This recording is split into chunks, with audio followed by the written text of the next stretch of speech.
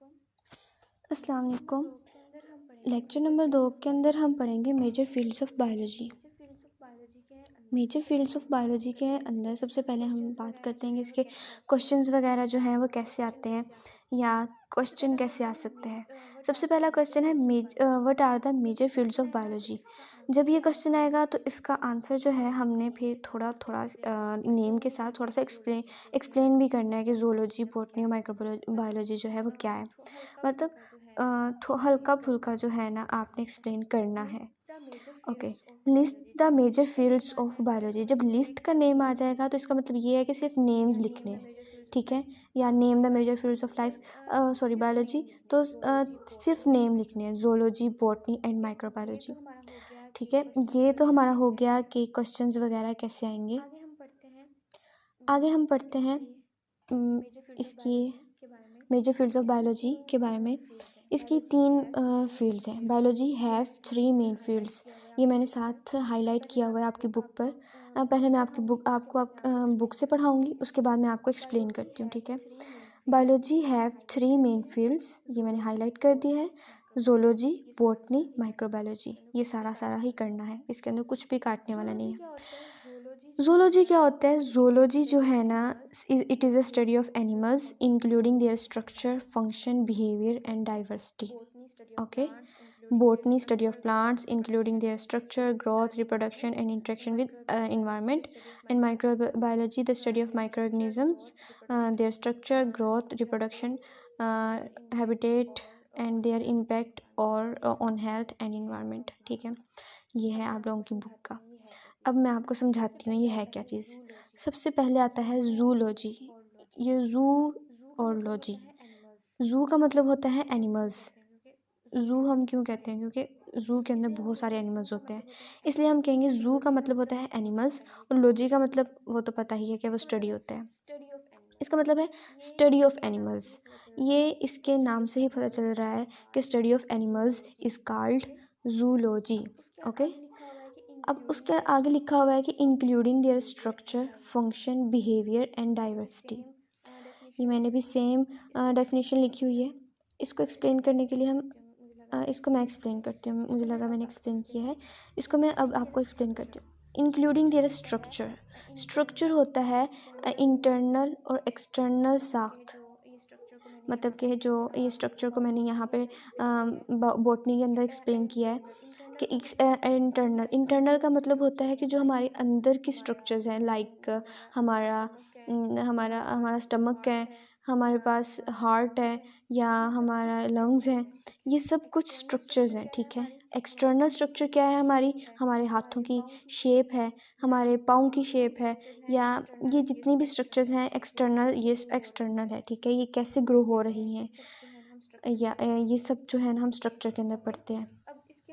Okay, अब इसके अंदर पहले आ गया स्ट्रक्चर के बारे में। अब हम पढ़ते हैं फंक्शन। उनके फंक्शंस होते हैं, मतलब हमारा हार्ट क्या काम कर रहा है, लंग्स क्या काम कर रहे हैं, हमारा स्टमक क्या काम करता है, ये फंक्शंस हैं। बिहेवियर, जो हमारा बिहेवियर है उसको स्टडी करते हैं। डाइवर्सिटी क्या है? डाइवर्सिटी जो होता है ना, ये भी मैं आपको आगे बॉटनी के अंदर एक्सप्लेन कर देती हूँ कि डाइवर्सिटी क्या होता है। वैसे डाइवर्सिटी का मतलब होता है मुख्तलिफ किस्म के, मतलब कि मुख्तलिफ किस्म के जो आगे जो एनिमल्स होंगे हम उनको स्टडी करेंगे। ये समझ आ गई? It is the study of animals including there structures, function, behaviour and diversity. Okay, आगे है बॉटनी। बॉटनी की डेफिनेशन, बॉटनी का वर्ड जो है ना, ये एक ग्रीक वर्ड बॉटनी से निकला है, ठीक है, जिसका मतलब होता है प्लांट्स। तो स्टडी ऑफ प्लांट्स जो होता है ना उसको कहते हैं हम botany. The study of plants is called botany including there structure, function, reproduction and interaction with the environment. अब बात करते हैं स्ट्रक्चर। स्ट्रक्चर का मैंने आपको जो ऊपर बताया सेम वही चीज़ इधर है कि स्ट्रक्चर जो होते हैं हम जो प्लांट का इंटरनल मतलब कि अब हमने पौधों को पानी दिया, वो रूट से वो शाख तक गया, वो कैसे गया, वो कौन सा टिश्यू लेकर गया, कौन सा सेल लेके गया, ये उसका इंटरनल हो जाएगा, ठीक है। एक्सटर्नल मतलब कि वो कैसे ग्रो कर रहा है, उसका पत्ता कैसे बन रहा है, उसकी रूट्स वह कैसे ग्रो कर रही हैं, वो सारा कुछ जो होगा वो स्ट्रक्चर के अंदर आ जाएगा। फंक्शंस मतलब कि वो कैसे ग्रो कर रहे हैं, वो फोटोसिंथेसिस कैसे कर रहे हैं, ये सारा कुछ फंक्शंस के अंदर आ जाएगा। रिप्रोडक्शन का मतलब क्या होता है? रिप्रोडक्शन का मतलब होता है कि प्लांट्स हैं, वो न्यू प्लांट्स उन्हीं उन्हीं प्लांट्स के ज़रिए न्यू प्लांट्स कैसे बनते हैं, मतलब कि जनरेशन यानी कि नस्ल का पैदा होना। कि वो अगर हमने बहुत सारी फसल, फॉर एग्ज़ाम्पल हमने चावल की अगर हमें फसल उगाई है, तो वो कितना बीज देंगे, इसको कहते हैं रिप्रोडक्शन। मतलब कि उनकी कितनी आगे पैदावार होती है, उसको कहते हैं रिप्रोडक्शन। आगे है इंटरेक्ट विद द इन्वायरमेंट, मतलब कि जो पौधा है वो कैसे अपने इर्द-गिर्द का जो उसका माहौल है, वो उसके साथ कैसे उसके उसमें कैसे ग्रो करेगा, उस पर जो इन्वायरमेंट है वो कैसे अफ़ेक्ट कर रहा होगा। फॉर एग्ज़ाम्पल ज़्यादा पानी, कम पानी, हवा, मिट्टी ये वग़ैरह जितने भी हैं ना, या सूरज की रोशनी, ये सब कुछ हम देखते हैं कि यानी कि माहौल के साथ वो कैसे इंटरैक्ट कर रहे हैं, उसके साथ कैसे ताल्लुक़ बना रहे हैं।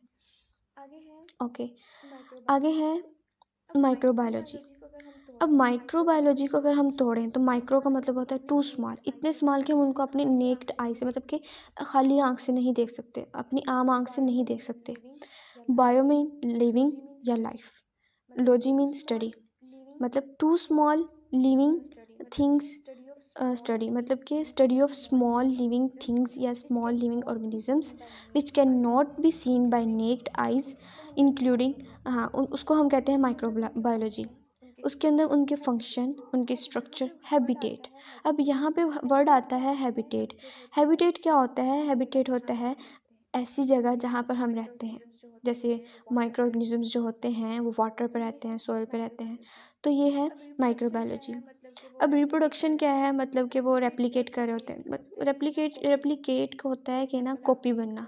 फॉर एग्जांपल आपने हम प्रिंटर के पास जाते हैं, उनको एक पेज देते हैं, वो पेज हम जब देते हैं तो वो बाहर हमें 2 कॉपीज़ निकाल के देता है, उसको कहते हैं रेप्लिकेशन।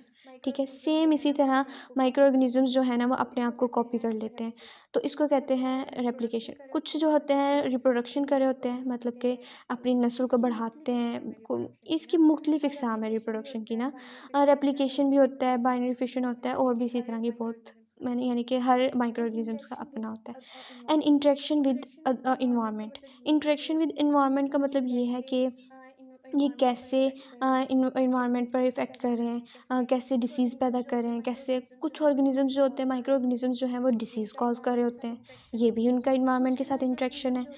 कुछ माइक्रो ऑर्गेनिजम्स जो होते हैं वो हमें हेल्प कर रहे होते हैं, कि वो हमें पनीर बना कर दे रहे होते हैं, खाने वाली चीज़ें बना के दे रहे होते हैं, जैसे पनीर बनाना, या वो जो हम चीज़ खाते हैं पिज़्ज़ा के ऊपर लगी होती है, वो सब माइक्रो ऑर्गेनिजम्स की वजह से है। ठीक है? जैसे बैक्टीरिया, फंजाई, वायरसेस वगैरह इसकी एग्ज़ाम्पल्स आ गई।